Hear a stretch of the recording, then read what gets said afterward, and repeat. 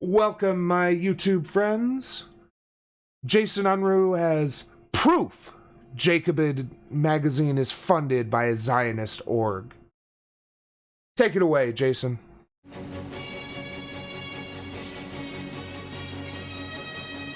Jacobin magazine.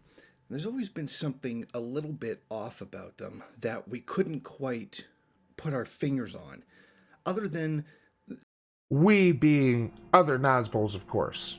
Jacobin is a very based publication, very truly socialist. It's only these Nazbols who have an issue with it. The consistent supporting of the FSA and other anti-Assad forces, which they should rightfully be criticized for. But there was always that one little thing that, you knew there was a problem, but you couldn't quite put your finger on it. And that's the way I'd always seen them. And I had always just chalked it up to the fact that they really have some serious Trotskyist leanings. But now we finally have an answer. Alright, I'm going to speed this guy up. I didn't realize he talked so fucking slow. An investigation has been done into Jacobin magazine, and it shows that they have been receiving money from a Zionist organization called the Jewish Communal Fund, which says to facilitate and promote philanthropy through donor-advised funds. This is something I see a lot of Nazis do. And make no mistake, Nazbols are Nazis, not socialists. Jewish Communal Fund. So, Nazis will conflate any kind of Jew or Jewish organization with Zionism, which Zionism is specifically a supporter, or a Zionist is specifically a supporter of Israel. So, let's take a look at their mission. Facilitates and promotes charitable giving to sectarian and non-sectarian organizations through donor-advised funds and provides support to Jewish organizations in New York. We enable individuals and families to achieve their philanthropic goals simply and effectively with full confidentiality, and to support benefit the health and welfare of the New York Jewish community. Okay. So they're not Zionist. Let's check out their history.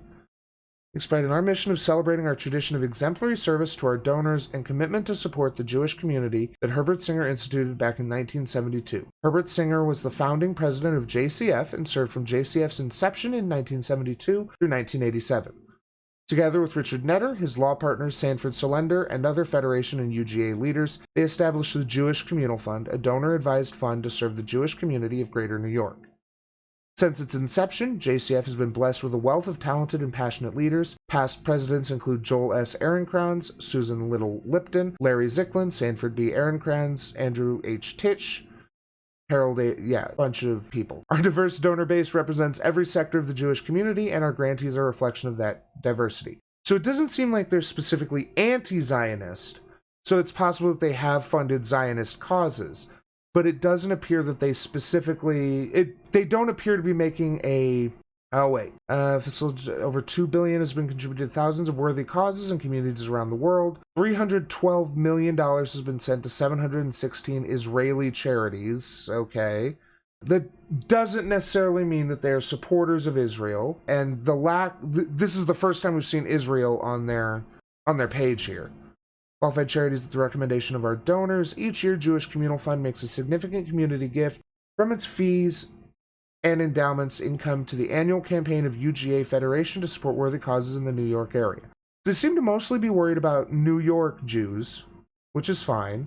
So I don't really see anything about this that would specifically... it doesn't seem to specifically be supporting Israel. It seems to be supporting Jews, which I am fully in support of. So, lie number 1. Jacobin magazine has been funded by a Zionist group. Now, one year they received $2,800.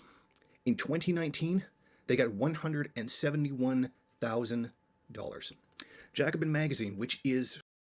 Now, one year they received $2,800. In 2019, they got... Okay. Israel Aid US. Okay, so they are funding things in Israel. but special kids, policy forum, okay. I mean, just because this organization, again, it's really hard to separate support of the Israel government from people trying to improve the material conditions of Israel. From what I saw on their About Us and mission statement, they seem to focus on Jewish organizations and improving the community in America, New York specifically, not necessarily trying to promote Israel itself. So, again, this is conflating Jewish organization with Zionist. And I don't see any reason to agree with that conflation. 171,000. Also, pretty telling that the Nazi made sure that all of the Israel donations were on the same page, and Jacobin is way down here at the bottom when you want to... Because if your goal is just to conflate Jews and Zionists, as they've done, you don't need to do all this to show off Israel. You can just show that they donated to Jacobin, and they could bump this up so that the last couple... I would say Israel-American Academic Exchange is solid enough to try to paint them as a Zionist if that's your goal. But no, they made Jacobin the last thing on it so they could get all these Israeli organizations. Telling that. Jacobin magazine, which is recorded as a non-profit organization dedicated to allegedly spreading Marxist leanings. Now, they've always had something very strange going on with them, but now we know. And this explains why they've always had this... Notice how he's not saying anything about what is strange about them. It's always just a feeling. I've always felt weird about them. No elaboration, no explanation, just they've always felt weird. US-led regime change in Syria and Venezuela. Why they couldn't seem to understand that despite the fact that Venezuela is not socialist, it's social democrat, is irrelevant. Venezuela has the right to decide its own fate, to decide what system that they want, free from imperialist intervention and imperialist meddling. He's not wrong there. The world would be a better place if the US government hadn't decided to interfere in every single fucking place on Earth that was just a little bit left of center. Now that thing, that idea of the right to self-determination was something that a fair amount of leftist organizations seem to have a problem with. I've always said that you don't have to like Assad. You don't have to like Baathism. You just have to respect Syria's right to determine their own fate, respect the right to national autonomy. Again, national autonomy is a common white nationalist meme to couch their desire to create a white ethno-state. Because they want to make wherever they are a white ethno-state.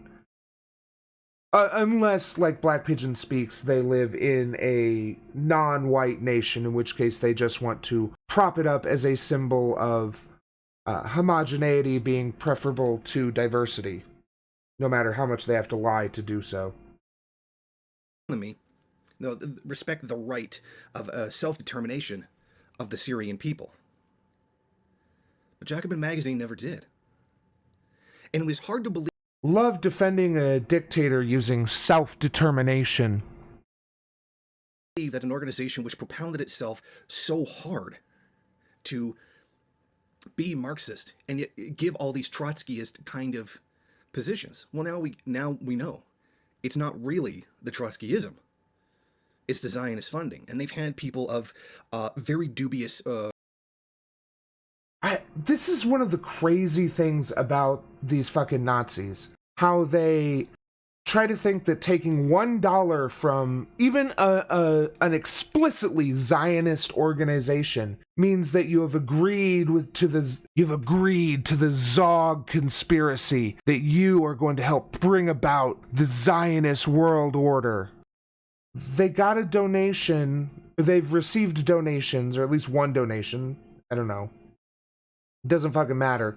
that doesn't mean that they're going to suddenly start towing the party line. I'm pretty sure Jacobin has been pretty critical of Israel. I would imagine they would be.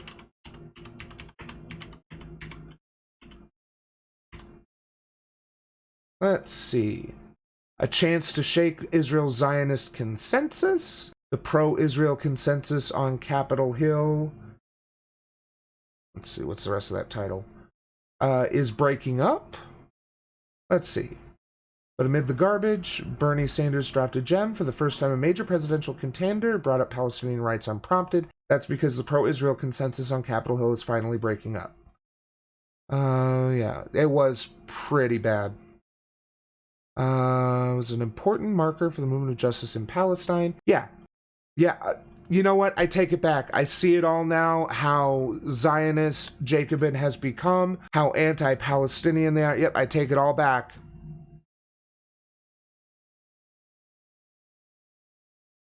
Israeli democracy in two court. Yeah. Israel is an extremist enterprise. Oh, wow. Yeah, we can see those Zionists really getting to the Jacobin mag. Really doing it. Marxist positions like Doug Ina and other writers along those lines. And it turns out that they have been taking pro-imperialist money in order to forward those specific pro-imperial. Most donations you're going to get from American orgs are going to be pro-imperialist. Like, I'll be honest, I don't know a lot about Jacobin Mag. I've only read a couple of their articles. All I know is that they're pretty fucking based. And if they want to function, if they want to continue to function, then they have to get money from somewhere.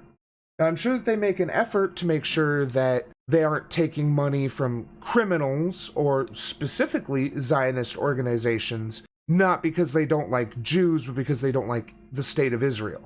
So, once again, you're connecting the state of Israel, you're connecting a donation from a charitable organization that does a lot more work helping out people, specifically Jews in New York, than helping out the Israeli government, and claiming that that proves that they're part of the Jewish conspiracy.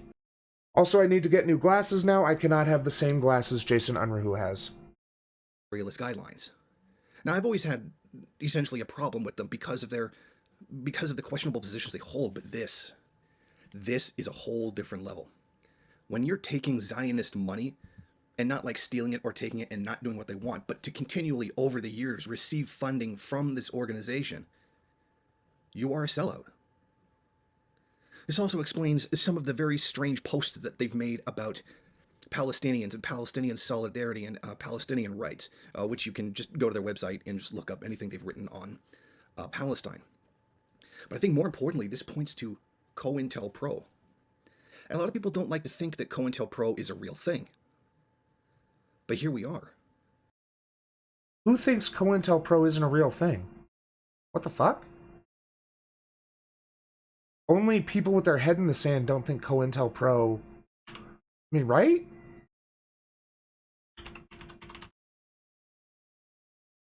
Countering... Yeah.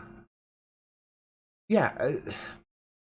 Just because it claims it ended in the 70s doesn't mean there aren't groups within the government who want to try to undermine revolutionary or otherwise counter to the American government organizations in America.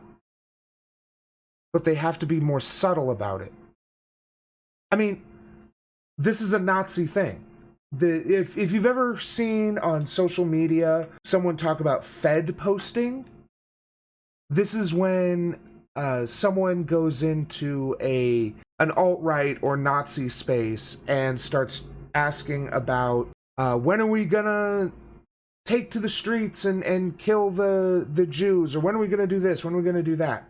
And it's called Fed posting because the stated belief of these people in these Nazi spaces is that only Feds do that because they're trying to entrap people. They're trying to entrap good, honest 4chaners or whatever they are into saying something illegal or doing something illegal.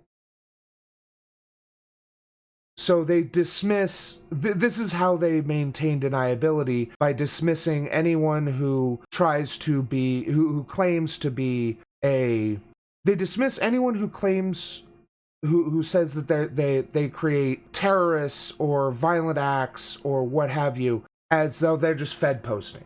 It's just Feds coming in trying to trap people. So yes, COINTELPRO is real. Anyone who denies it is a bootlicker. If a leftist thing being funded by a Zionist entity isn't COINTELPRO, controlled opposition, etc., what is? One donation, even if it's an annual donation, whatever. Like, do I need to bring up the articles again? No. Jacobin is not a Zionist magazine. Fuck out of here with that. And that really explains why they've taken some of the strange positions over the years. I mean, I'm sure they're not. Such as, was it when they called Israel an extremist state this year? Was it when they celebrated Bernie Sanders bringing up Palestinian rights at the debate? What are these strange actions Jacobin Mag has done? Are you going to elaborate? Please do. Not the only ones. I bet there's a lot of organizations like them that are taking that kind of money. And it really, we can really start to see how a lot of it poisons and influences the left. When you've got organizations that propound a lot of gender theory, not gender critical theory, but a lot of gender theory being literally funded by the CIA. And I mean, it was actually the National Center for Transgender Equality Action Fund. The CIA affiliation has since been removed from the website, but appears in the Wayback Machine. Okay.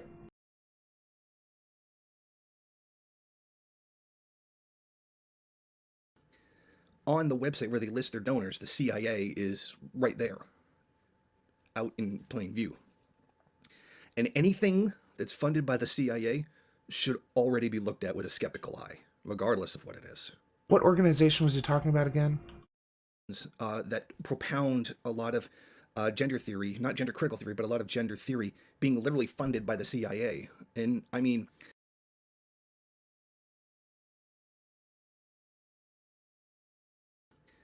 on the website where they list their donors, the CIA.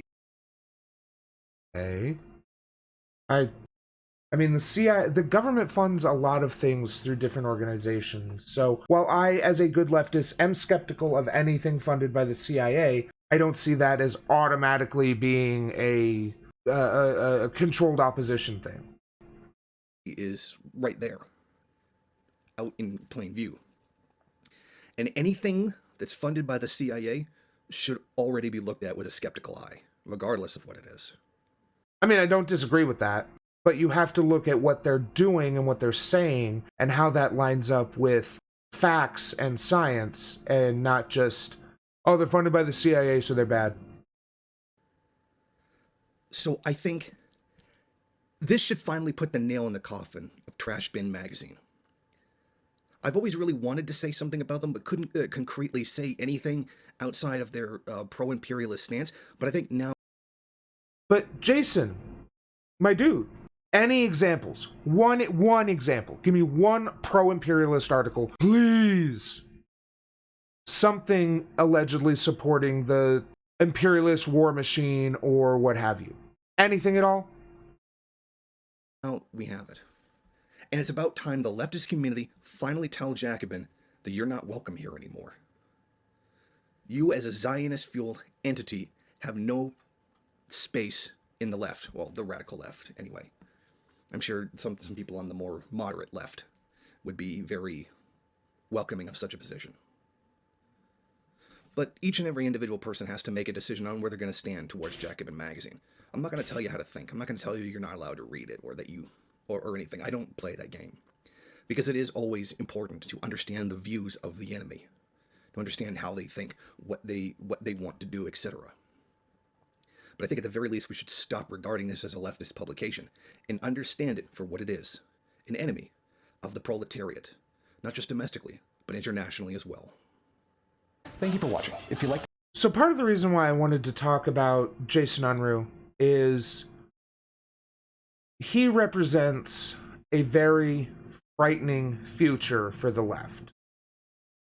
We've seen this with groups like Chapo Trap House, who are openly denigrating of any kind of concession Biden or the DNC has made to Bernie, who are pushing things solely on an economic background and ignoring any kind of other axis of oppression, essentially.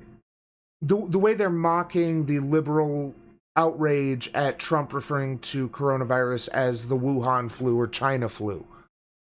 I mean, that's bad. I'm not agreeing that... What am I trying to say? I'm not saying that it's okay that people are saying that. What I'm saying is that it's not as big a deal as they seem to... as the liberal media makes it out to be, but it also should not be ignored and made fun of. The outrage shouldn't be made fun of the way Chapo Trap House has.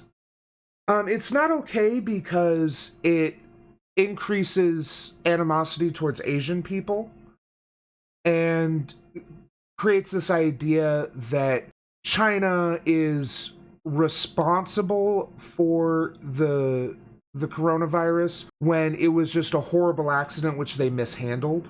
Like, I guess I should clarify, China does bear some responsibility for coronavirus, for the COVID-19 outbreak, but when you refer to it as the Chinese flu or Wuhan flu or Kung flu or what have you, it's reinforcing these very racist attacks on Asian people, any kind of Asian people, Vietnamese, Japanese, Thai, whatever.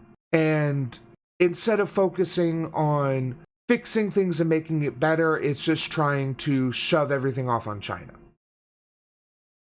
So it's not so much that it's a bad thing to just say, it's bad that Trump is saying it because his rhetoric reinforces racist beliefs and actions. And with incredibly influential groups like Chapo Trap House and ostensibly leftist creators like Crystal Ball promoting things said by Tucker Carlson, who is a white nationalist, but because he occasionally talks about how big business is influencing and moving in on, is causing problems in our society, all it'll take is someone with way more charisma than Jason Unruhe and more intelligence, just generally more charisma, who's willing to make those economic arguments. And, you know, while we're trying to get the economic issues through, let's not worry about trans people. Let's not worry about gay people. Let's not worry about all these people.